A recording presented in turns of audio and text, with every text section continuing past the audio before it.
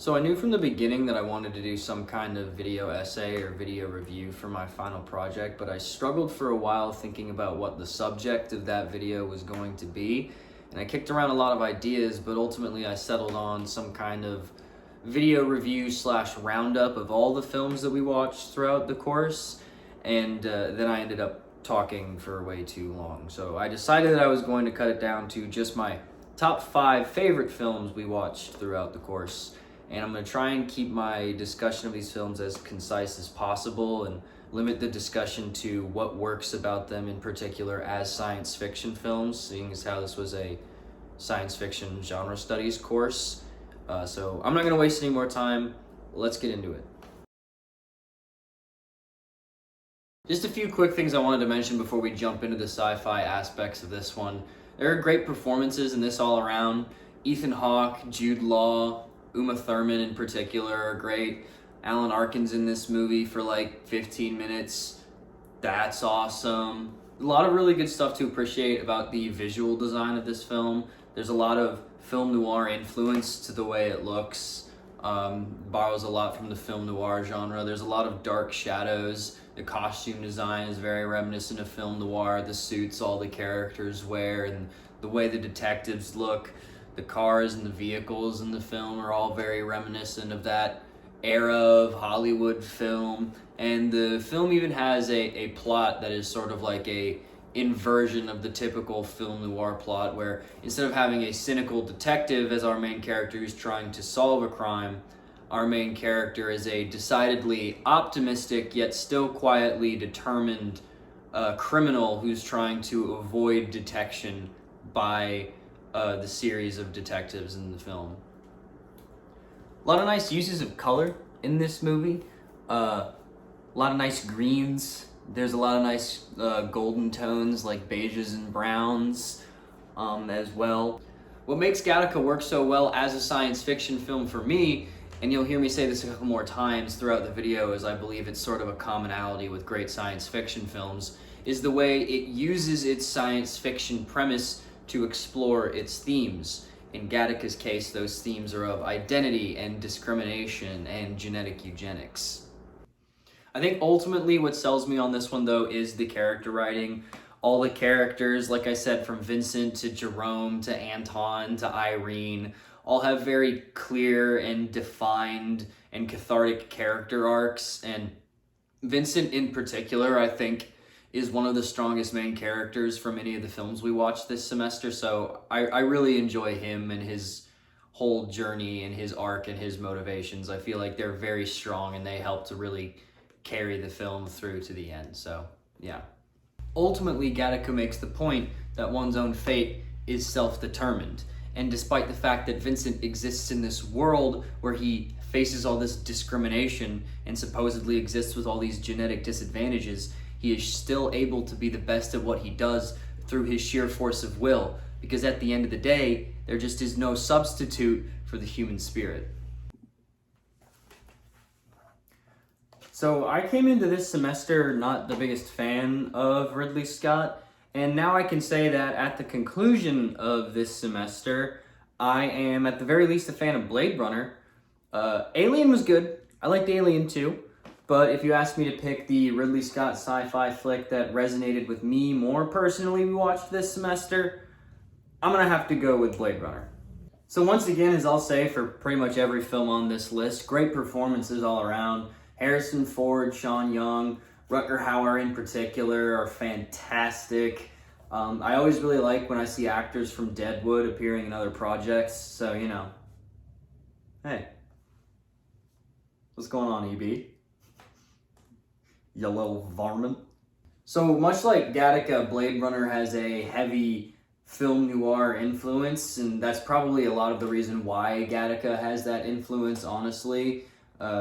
Blade Runner is a very influential science fiction film, and it kind of came to popularize the tech noir genre, and a lot of films would sort of follow in its aesthetic footsteps, so to speak, the way it uses its lighting design and its dark shadows and the way most of the film takes place at night and in the rain, and its costume and character design, especially I feel in this film, the character design is really good. Maybe the best of any film we watched throughout the semester. But yeah, everybody looks fantastic. Rick Deckard and Roy Batty have very unique kind of throwback noir looks with the trench coats and the long coats that they wear. Eduardo Gaff is maybe my favorite character from any movie we watched this semester, and he doesn't really do much. He just kind of is there and looks cool the whole time. But I mean, like, look at this guy. That's awesome. He's just so gosh darn enigmatic, man. I mean, what's his deal? I want to know. But also the way that Blade Runner just imagines the sort of science fiction cityscape has really come to influence a lot of the way modern day science fiction looks. I mean, if you just look at something like Ghost in the Shell, not that one, there you go, or Altered Carbon, you can really see where all of these things are pulling their inspiration from, and a lot of it is coming from the way Blade Runner has imagined this all to look. But this movie truly is just a treat to look at, and I think that is a big part of why it's been remembered so well and so fondly, is because of how much effort and craftsmanship is put into the way that this movie looks and the way that this movie is presented aesthetically. This movie also does a really good job of world building. It has a very strong sense of location, and it really makes you feel like you're in this world, and it really kind of fleshes out this world that these characters live in. And I think for me, that's probably the strongest part of the film.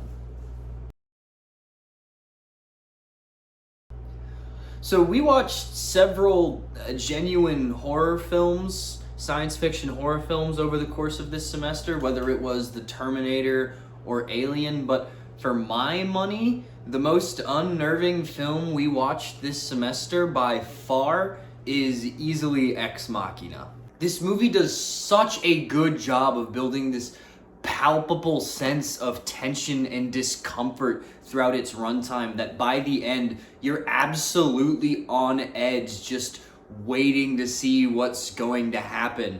And this movie has, for my money, what is the most disturbing scene in any film we watched this semester, that to the point where I just refuse to watch it anymore. I call it the Caleb in the mirror scene, and if you know what I'm talking about, it probably gives you chills as well. So, it makes me feel bad just thinking about it. So I'll just throw this out there. Ava looks absolutely fantastic.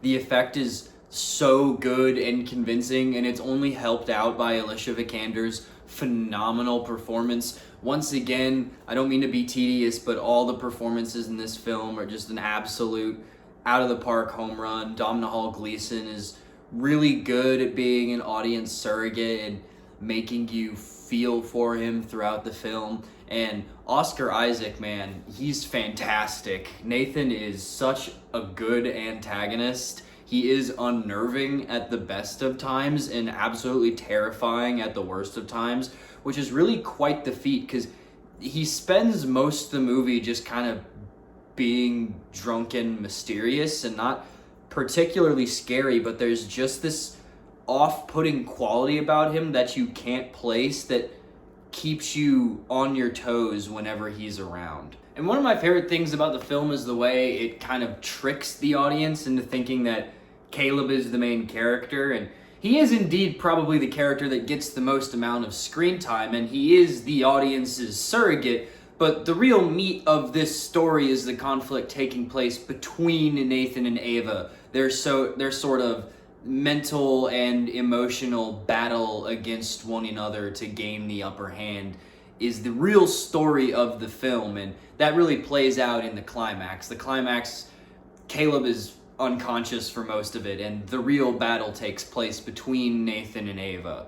And their dynamic throughout the film, trying to figure it out, is not only intriguing because of how mysteriously it's presented, but once again, it's also quite unnerving at the best of times and downright terrifying at the worst. Not much else to say about this one. Really awesome sci-fi thriller anchored by some great performances and some really cool effects. some really awesome direction by Alex Garland, some really awesome uses of color and red lighting, that kind of thing. So if you want to be creeped right the heck out, I'd give it a watch.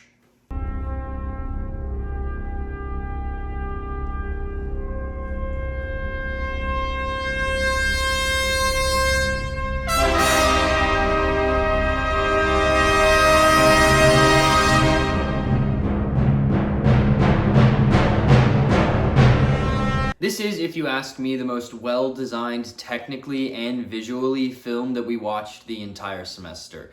I mean, this film came out in 1968, which for reference is the same year that Planet of the Apes came out, and in my opinion, pretty much most or all of the effects in this film still hold up today. It's just that technically impressive, and the visual imagery in this film is just absolutely insane. I mean, Stanley Kubrick was just popping right the heck off. There are so many just visually stunning sequences in this film, from the spaceship ballet at the beginning of the film right after the Dawn of Man sequence to the Stargate sequence towards the end of the film once Bowman ends up entering the monolith.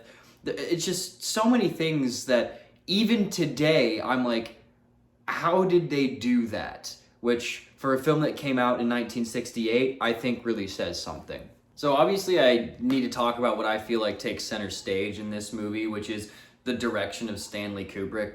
I mean, the man is just a master at communicating visuals to his audience. I mean, you can see it in the monolithic and circular or cyclical imagery that appears all over the film to really reinforce the themes of evolution and rebirth that take place throughout it.